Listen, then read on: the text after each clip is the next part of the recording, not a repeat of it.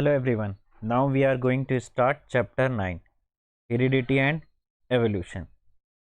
ये चैप्टर बहुत ही डिफ़िकल्ट लगता है बट इतना भी डिफ़िकल्ट है नहीं। अगर इस चैप्टर को समझना है तो तुम्हें कुछ टर्म्स समझनी होंगी। अगर टर्म्स क्लियर हो गई तो ये चैप्टर भी इजी लगेगा, इतना डिफ़िकल्ट है नहीं है। ठीक है, लेट्स स्टार्ट। देखो, इस चैप्टर को दो पार्ट्स में पढ़ना है, एक हेरिडिटी वाला पार्ट और दूसरा एवोल्यूशन वाला पार्ट। ये हेरिडिटी और एवोल्यूशन में डिफरेंस क्या है? सबसे पहले हम हेरिडिटी पढ़ लेते हैं, जब एवोल्यूशन पढ़ लेंगे तो अपने आप ही डिफरेंस क्लियर हो जाएगा। ठीक है, तो हेरिडिटी क्या होता है? देखो, हेरिडिटी का मतलब क्या होता है कि कोई भी ट्रेट्स अब देखो यहाँ पे टर्म आ गया।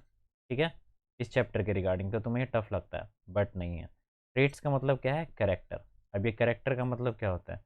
जैसे किसी के बाल ब्लैक होते हैं, ठीक है, किसी के ब्राउन होते हैं, या फिर किसी का आयरिश का कलर डिफरेंट होता है, ब्लू होता है, ग्रीन होता है। तो ये सब क्या है? कैरेक्टर्स। या फिर किसी का स्किन का कलर अलग अलग होता है। ठीक है, कोई टॉल होता है, कोई शॉर्ट होता है। ठीक है, तो ये सब किस पे रिस्पॉन्सिबल है? ये सब मतलब ये है क्या? ये सब सारे के सारे ट्रेट्स है। अगर ट्रेट्स को बोले नॉर्मल टर्म में तो कैरेक्टर्स है ये। तो हेरिडिटी का मतलब क्या होता है कि जो ट्रेट्स है या फिर कैरेक्टर है, ये कैरेक्टर पेरेंट से ऑफ स्प्रिंग में जाए। ऑफ स्प्रिंग का मतलब क्या होता है? जो तुम्हारा जाइगोट है, मतलब कि बेबी। ओके, ये बेबी के अंदर जाए। ठीक, यहाँ पे टर्म्स क्या आ गया? ऑफ स्प्रिंग या प्रोजनी, दोनों सेम ही है। जब कोई ट्रेट्स ट्रांसमिट होकर के पेरेंट से ऑफ स्प्रिंग में जाए, मतलब बेबी में जाए, इस प्रोसेस को हम क्या बोलते हैं? हेरिडिटी या फिर इनहेरिटेंस। इनहेरिटेंस और हेरिडिटी सेम है। ठीक है, एवोल्यूशन आगे देखते हैं।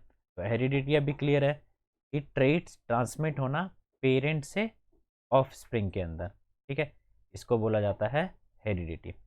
अब ये ट्रेट्स दो तरीके हो सकते हैं, क्योंकि हमने देखा एक तो हमें विरासत में मिलता है, इनहेरिटेड मतलब जो हमें अपने पेरेंट से मिले। ठीक है, जैसे कि हम टॉल हैं या फिर शॉर्ट हैं तो हम बोलते हैं, या फिर तुमने कॉमन सुना भी होगा, कुछ ऐसे कैरेक्टर्स हैं जो लोग ऐसे प्रिडिक्ट करते हैं कि हाँ इसके पेरेंट्स ऐसे होंगे तो बच्चा ऐसा है। ठीक है, लेकिन कुछ ऐसे ट्रेट्स होते हैं जो हम अपने पेरेंट्स से नहीं लेते हैं, वो हम डेवलप करते हैं थ्रू आउट लाइफ। पूरे अपने लाइफ टाइम में कुछ ना कुछ सीखते हैं।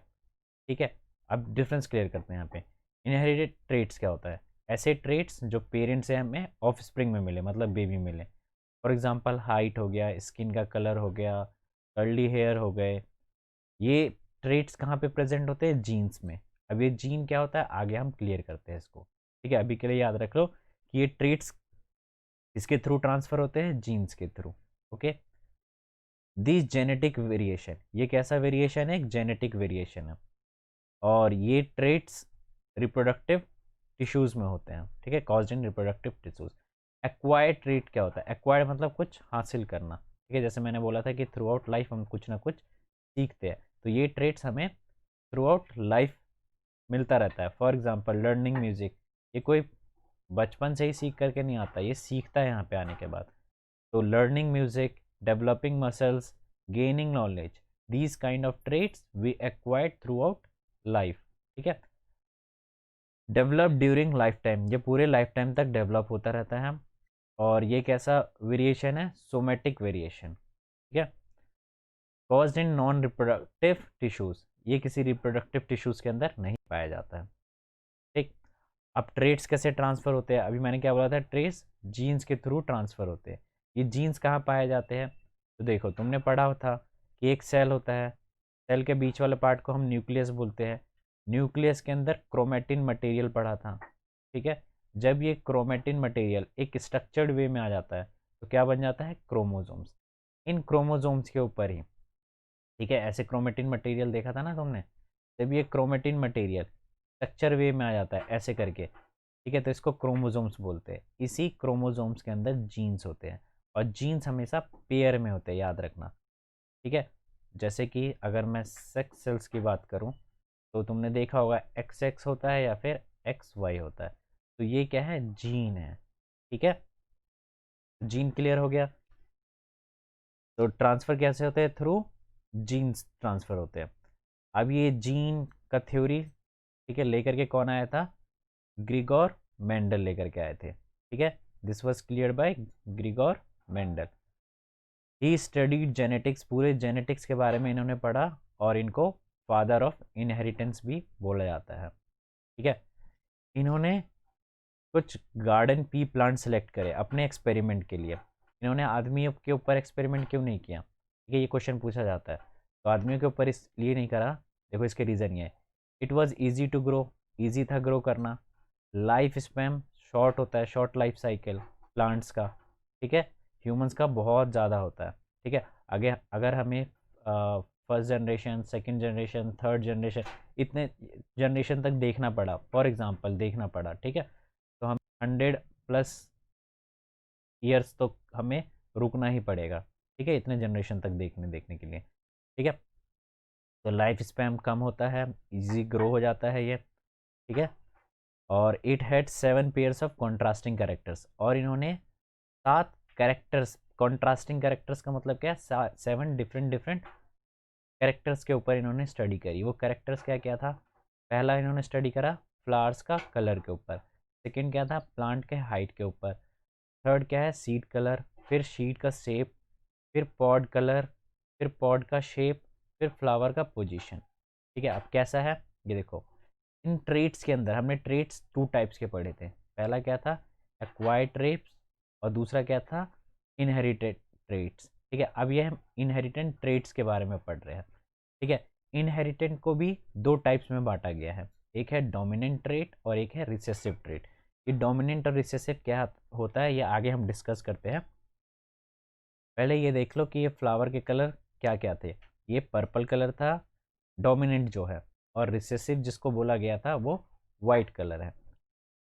टॉल इज डोमिनेंट, देखो ये जितने भी ये सारे डोमिनेंट नेचर के हैं, ठीक है, और ये नीचे वाले सारे रिसेसिव नेचर के हैं, ठीक। जो हमें आगे पढ़ना है मेंडल का एक्सपेरिमेंट जो तुम्हारे बुक में है, वो है इन सीड के कलर के ऊपर और शेप के ऊपर, ठीक है। एक ये पढ़ना है, और साथ में हमें पढ़ना है प्लांट के हाइट के ऊपर, ठीक है। ये इतने कॉन्ट्रास्टिंग कैरेक्टर्स के ऊपर तुम्हें डिस्कस करना है। तो देखो ये डोमिनेंट और रिसेसिव में डिफरेंस क्या है? Gene controlling the same characteristic of an organism can be of 2 types. Gene he control करता है कैरेक्टरिस्टिक को, और इसमें कितने 2 तरीके के जीन्स पाए जाते हैं। या तो उसके अंदर डोमिनेंट डोमिनेंट होगा, या फिर उसके अंदर डोमिनेंट, देखो जीन के अंदर कैसे कैसे जी पाए जाते हैं ट्रेट्स, डोमिनेंट डोमिनेंट होगा, या रिसेसिव रिसेसिव होगा, या डोमिनेंट रिसेसिव होगा।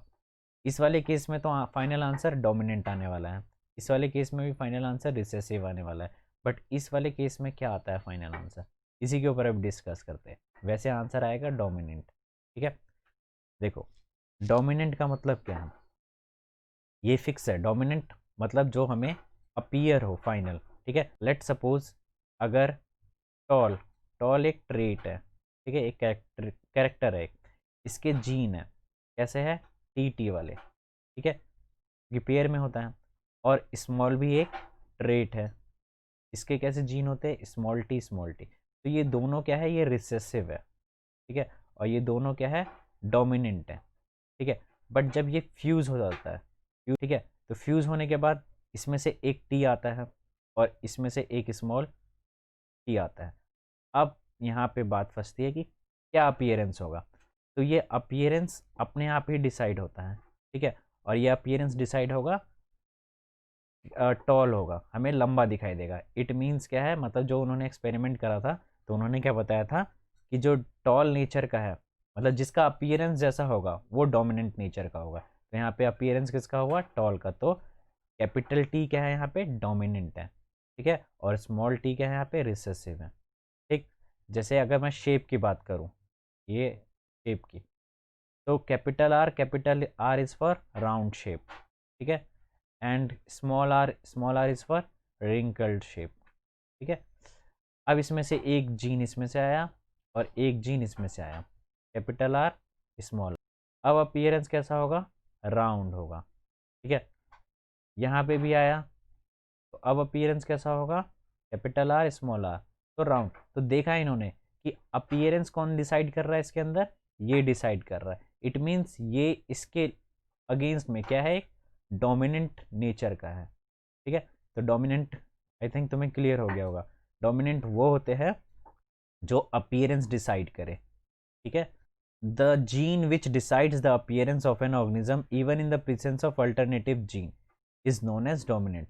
ठीक है, डोमिनेंट नेचर के जीन वो होते हैं जो किसी अल्टरनेटिव जीन के साथ पड़े हुए हैं लेकिन उनको उससे फर्क नहीं पड़ता। जैसे कि ये वाला capital T small T, recessive यहाँ पर है और यहाँ पे डोमिनेंट है, बट अपीयरेंस कैसा है, टॉल ही दिखाई देगा प्लांट। और यहाँ टॉल टॉल है तो वो तो टॉल दिखेगा ही। ठीक है, जैसे यहाँ पे राउंड राउंड है तो राउंड दिखेगा ही, लेकिन अगर रिसेसिव है साथ में तो फाइनल आंसर क्या होता है, डोमिनेंट नेचर का ही आंसर होता है। और डोमिनेंट क्या है, capital R small R is for round seed. ठीक है, अगर मैं ब्लैक हेयर और ब्लॉन्ड हेयर, ठीक है, इनका मैं जीन बनाऊँ, black hair is for H H and blonde hair is for small H small H. ठीक है, अगर यहाँ से एक जीन आता है और यहाँ से एक जीन आता है तो capital H small H, appearance कौन डिसाइड कर रहा है, देखो उस आदमी उस मतलब बच्चे का बाल तो ब्लैक ही होगा। इट मीन्स क्या है, इन दोनों में से डोमिनेंट नेचर का कौन है, ये, और इसके अंदर जीन कैसा पाया गया, ऐसा। It means capital H is dominant in nature. Okay, और रिसेसिव जीन वो होते हैं which can decides the appearance of organism only in the absence of dominant. Appearance अगर इसके अंदर दिख रहा है तो इसका मतलब क्या है कि उसके अंदर डोमिनेंट नेचर का जीन अब्सेंट है। ठीक है, जैसे देखो यहाँ पे एक एग्जांपल है, स्मॉल टी है दोनों। ठीक है, यहाँ पे डोमिनेंट नेचर का कोई जीन प्रेजेंट नहीं है, इसलिए आंसर क्या है, स्मॉल या फिर डार्क, छोटा ही होता है डार्क का मतलब। रिंकल्ड सीड्स के लिए स्मॉल आर, ठीक है, तो ये क्या है, रिसेसिव है। आंसर क्या आने वाला है, रिंकल्ड आने वाला है। ठीक है, तो ये ऊपर जितने भी कॉन्ट्रास्टिंग थे, ये purple colour, tall, yellow, round, green, inflated और एक्सियल। एक्सियल का मतलब होता है जैसे कि ये स्टेम जा रहा है, फ्लावर यहाँ पे भी है, फ्लावर यहाँ पे भी है। ठीक है, और टर्मिनल का मतलब होता है कि एंड में फ्लावर उगे। ठीक है, यहाँ पर फ्लावर उगे। तो ये क्या है, रिसेसिव है, ये मतलब ये फिक्स्ड है, ये डोमिनेंट अपीयरेंस इसका सबसे ज़्यादा। अगर इन दोनों दोनों के जीन मिलते हैं आपस में तो फाइनल आंसर यही वाला आने वाला है। ठीक है, क्लियर है कि डोमिनेंट अपीयरेंस तभी होगा जब दोनों जीन डोमिनेंट डोमिनेंट पड़े हो या फिर डोमिनेंट रिसेसिव पड़े हुए। और रिसेसिव तभी आएगा, अपीयरेंस तभी होगा जब दोनों ही जीन रिसेसिव पड़े हो। ठीक है, इसको किसी अल्टरनेटिव जीन से फ़र्क नहीं पड़ता, बट इसको फ़र्क पड़ता है। और अल्टरनेटिव जीन कैसा होना चाहिए, उसके जैसा ही होना चाहिए रिसेसिव में। क्लियर है ये चीज़। नेक्स्ट देखो इंपॉर्टेंट टर्म्स और इसके अंदर क्या है। पहला है अलील। अलील का मतलब क्या होता है, अलग अलग फॉर्म के जीन्स। जैसे कि हाइट के लिए जीन क्या है, टी, ये मतलब कैपिटल टी किसके लिए, टॉलनेस के लिए। स्मॉल टी किसके लिए, कैसा अलील है, is for responsible for darkness. ठीक है, अगर मैं बोलूँ तो capital R is for round seeds, small R is for wrinkled seeds. ठीक है, तो ये क्या है, ये सारे के सारे अलील अलग अलग डिफरेंट फॉर्म के जीन्स है ये। ठीक है, नेक्स्ट है फिनोटाइप। फिनोटाइप का मतलब क्या होता है, फिनोटाइप मतलब होता है जो अपीयर हो। जैसे कि कैपिटल टी स्मॉल टी आपस में मिलता है तो फाइनल आंसर क्या होता है, वो प्लांट टॉल ही होता है।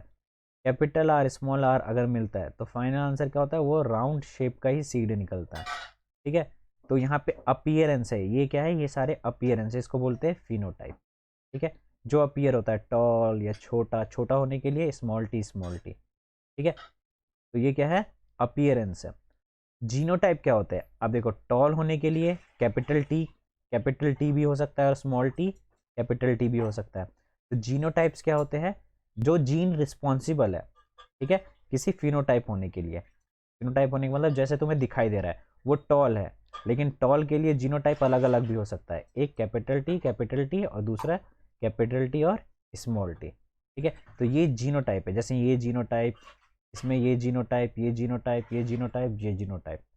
ठीक है, नेक्स्ट है होमोजाइगस और हेट्रोजाइगस।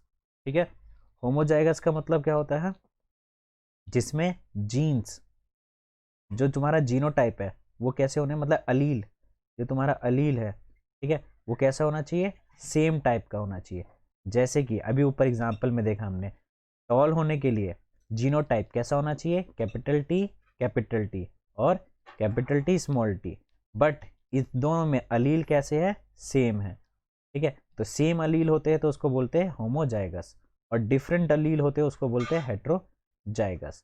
जैसे राउंड होने के लिए कैपिटल आर और कैपिटल आर की ज़रूरत होती है, ठीक है, और कैपिटल आर स्मॉल आर भी राउंड हो सकता है, ठीक है। लेकिन होमोजाइगस कौन सा होगा, ये वाला, और हेट्रोजाइगस कौन सा होगा, ये वाला।